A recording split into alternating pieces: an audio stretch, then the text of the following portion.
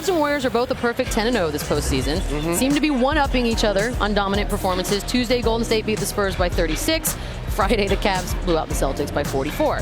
Cavs have led 77% of the time this postseason, while the Warriors have led 76% of the time. Those are the two highest percentages of minutes led in a single postseason over the last 20 seasons. They're like mirror images of each other, Chauncey, and they seem to just be on this collision course. They don't even really seem to care who they're playing. So who's having the better postseason, Warriors or Cavs? Ooh, that is tough. I'm going to say the Cavaliers are having the best postseason. I mean, they really – I thought that the Toronto Raptors would be their biggest test over there.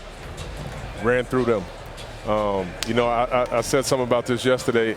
I could see why now they didn't have a problem giving up that number one seed in the Eastern Conference. They preferred rest than going for the number one seed, knowing that, and we talked about this on our show, if they're healthy, it doesn't matter where they play, in particular in the Western Conference. So I think they're having the best postseason thus far, but I'll tell you what, man, it's only by a smidge. It really is. It is close. And also, we saw them last night. So I have to take the Cleveland Cavaliers also because we don't know what's going to happen with the Warriors today.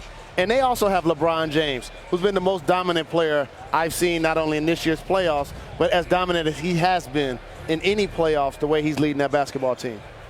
You want to pick one? Cleveland. Okay, wow.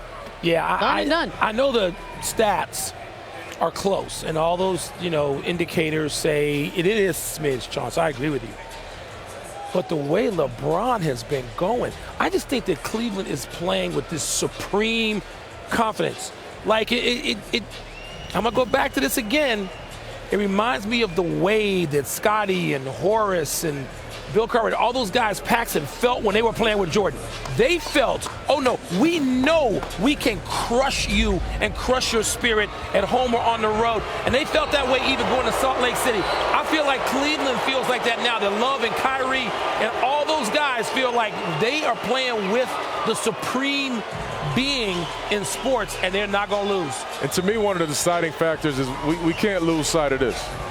They were an average basketball team the second half of the season. There's a switch that had to turn on for them. There's a mindset that had to change. There's a focus that had to change, and it did. These Warriors, they've been the best team all season long. There was an adjustment that had to happen. The Cavs made that adjustment, and not just LeBron, but all of these guys are playing terrific. And unfortunately for us as fans, the best player on the teams that they're facing are both injured, Isaiah Thomas and Kawhi Leonard. But there's no surprise these two teams have a chance to both be 12-0, giving us our first trilogy in NBA Finals history. By the way, if you're a fan of these two teams, I'm sure you're having just parties every night. Game 2 in both series were so out of reach by halftime. Starters for both teams combined for only 29 minutes played.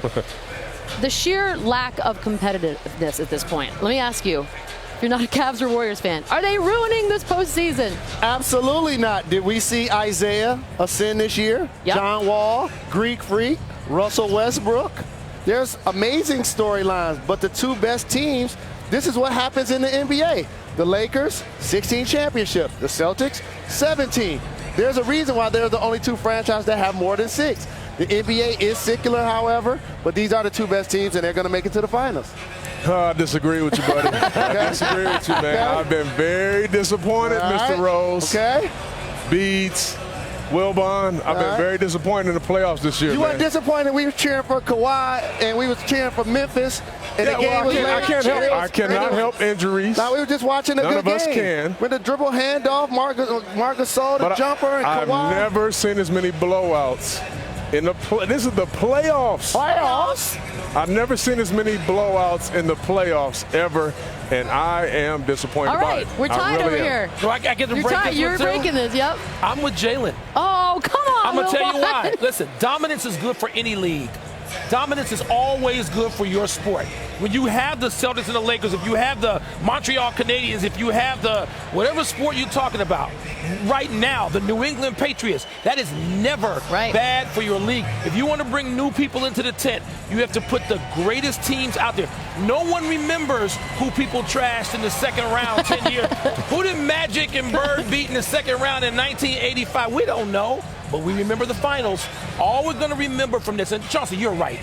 The games themselves are disappointing. Oh, they are so man. disappointing. But in terms of It's what's like going good to a for Mike the Tyson league, fight it back is. in the day. Whoa, wait a minute. It's That's going to be perfect over in 2 analogy. rounds. But do you remember that Michael Spinks fight 91 seconds, him being out cold? Yes, you do. I do remember that. So that's what he wants. Dominant. But I would like to see him out More of cold that. in the 12th round or 11th round. Sounds like a man who paid for a pay-per-view. I paid for the Peter McNeely fight, and he ran out there and got knocked out. But with that being said, are you surprised that it's going to be Cavs and Warriors in the finals? I'm not surprised, Jayla. So since I'm not surprised, Let's get I to it. expected this to take place. Let's I'm not get surprised. to it.